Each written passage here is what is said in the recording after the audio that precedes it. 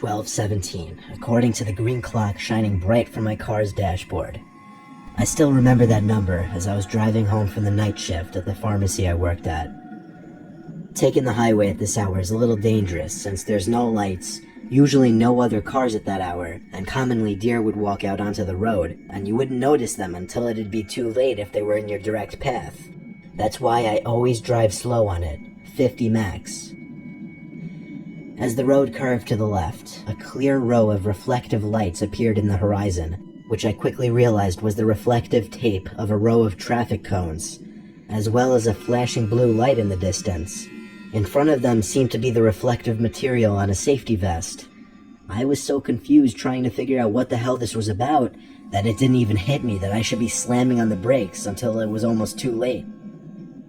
The car came to a halting stop as the horrid screeching of my tires stopped, and the man wearing the reflective vest started walking over to my car, arms out waving.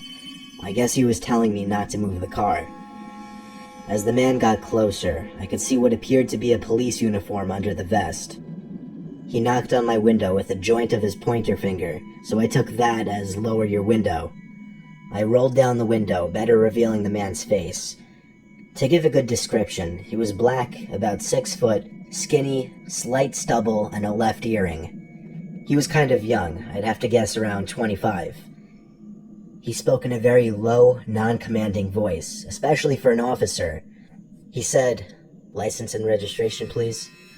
I paused for a second and asked if I did something wrong, because I definitely wasn't speeding. He paused as well and looked slightly to the left and then back at me.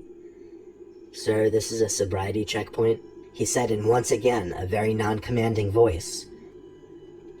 I asked why he would need my ID and registration then, if I had not yet been suspected of anything. He leaned back from my car and asked me to step out of the vehicle to begin the test. I opened my door and stepped out. Immediately I noticed the cop towered over me in height. He took a roll of tape out from his vest pocket and laid it down onto the ground, stretching it to a length of about 15 feet. He told me to step on the end of the roll of tape and place my arms out to my sides as I walk across the tape in a straight line. I easily did it with no issues, with the cop directly behind me the whole time, uncomfortably close. When I got to the end of the roll of tape, I could more easily see that blue flashing light. It wasn't sitting on top of a police car, it was sitting on some older, small sedan. I looked back at him and asked to see his badge. He just looked at me with the blankest stare. It started to sink in, and I literally mean that, because I felt like my heart was sinking. This guy wasn't a cop. He said something next that I couldn't quite distinguish at first, but as he got to his car, I assumed he said, "I'll go get it 1 second." He was bent over into his car grabbing something. While he was distracted, I ran back to the car.